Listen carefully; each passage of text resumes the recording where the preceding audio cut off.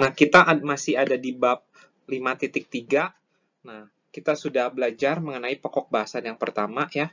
Nah, kita juga sudah belajar sifat-sifat tentang logaritma. Nah, sekarang di video ini kita akan belajar pokok bahasan berikutnya, yaitu menggabungkan beberapa bentuk logaritma dan juga mengevaluasi logaritma dengan basisnya itu selain basis 10 dan basis logaritma natural ya. Nah, sekarang kita akan belajar bagaimana menggabungkan beberapa logaritma. Nah, tapi sebelum belajar menggabungkan beberapa logaritma, setiap kita ingin menggabungkan, Anda harus memastikan dulu bahwa logaritma yang akan digabungkan itu basisnya tuh sama gitu. Karena kalau basisnya tidak sama, itu tidak bisa digabungkan gitu. Nah, di ilustrasi yang akan saya jelaskan ini basisnya itu sama, yaitu semuanya itu basis 10 ya. Atau nggak ditulis sih berarti ya. Nah, kita harus gabungkan sekarang gitu. Nah, sekarang saya akan mencoba menggabungkan dulu ya. Jadi, yang bagian ini 3 log X, saya ubah dulu menjadi log X pangkat 3. Ini lagi-lagi karena sifat nomor 7 ya, nomor 7. Nah, ini juga sama. 2 log X, 2X plus 1 ini, 2-nya itu saya taruh di dalamnya sekarang. Ini lagi-lagi juga karena sifat nomor 7 yang tadi, dan ini adalah log 4 kuadrat gitu ya. Semoga jelas nih dari langkah pertama. Nah, langkah kedua ini, yang ini sama yang ini bisa digabungkan dengan menggunakan sifat nomor 5 ya. Jadi log dalam kurung X pangkat 3 dikali 2X plus 1 kuadrat gitu. Yang paling kanan biarin aja, tapi ini kita jadikan 16 sekarang, karena 4 kuadrat kan 16. Nah, kemudian kita pakai sifat nomor 6 nih ya. Jadi untuk menggabungkan kedua log yang terakhir ini jawabannya adalah X pangkat 3 2X plus 1 kuadrat dibagi 16. Nah, ini adalah jawaban untuk jawaban untuk contoh ini nih. Jadi dari sini ke sini saya pakai sifat nomor 7, dari sini ke sini saya pakai sifat nomor 5, dari sini ke sini saya pakai sifat nomor 6 ya.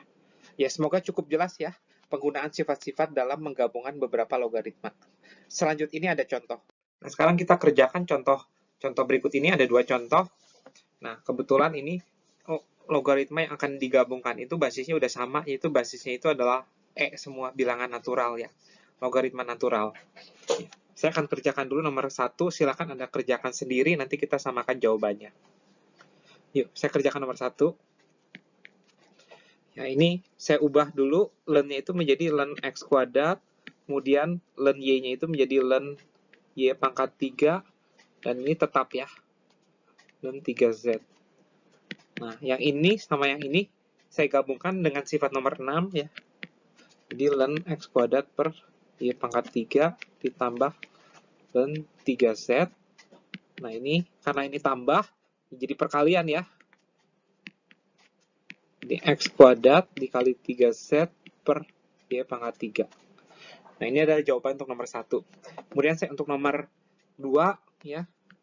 Yang ini sama ini saya gabungkan dulu. X min 3 sama X plus 2. Nah, ini dikurangin len X plus 6 dikurangin len X plus 1. Nah, sekarang yang ini sama yang ini saya gabungkan pakai sifat nomor 6.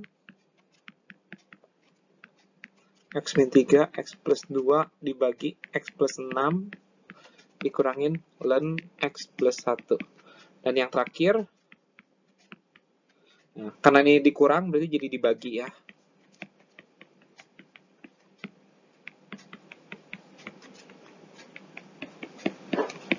Nah, ini adalah jawaban untuk nomor 2. Ya, semoga jawaban kalian itu sama dengan jawaban saya. Nah, sekarang kita masuk ke pokok bahasan yang terakhir, yaitu bagaimana merubah basis ya. Nah, jadi kita punya log dengan basisnya Y dan yang mau dihitungnya itu X gitu. Jadi log Y dalam kurung X.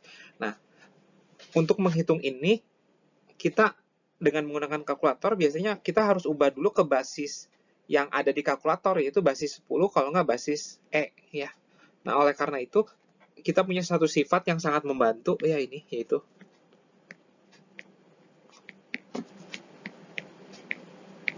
nah, jadi si Y-nya itu turun ke bawah, si X-nya itu ada di atas, dan basisnya itu sama gitu. Ya. Jadi cukup jelas ya ini, sifat ini. Nggak terlalu susah sifatnya. Sifat merubah basis. Nah, saya ada satu contoh nih, contoh gampang. Log 1000 dengan basisnya itu 100. Nah, paling gampang, basis yang samanya itu basis 10. Gitu. Jadi log ini 1000, ya ini pindah ke atas, yang ini, yang 100-nya pindah ke bawah.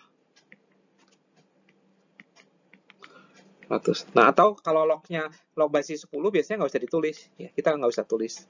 Nah, log 1000 itu udah kita sering hitung, jawabannya itu adalah 3. Log 100 juga udah kita sering hitung, yaitu jawabannya itu 2. Per 2 atau sebenarnya 1,5. Ya, jelas ya.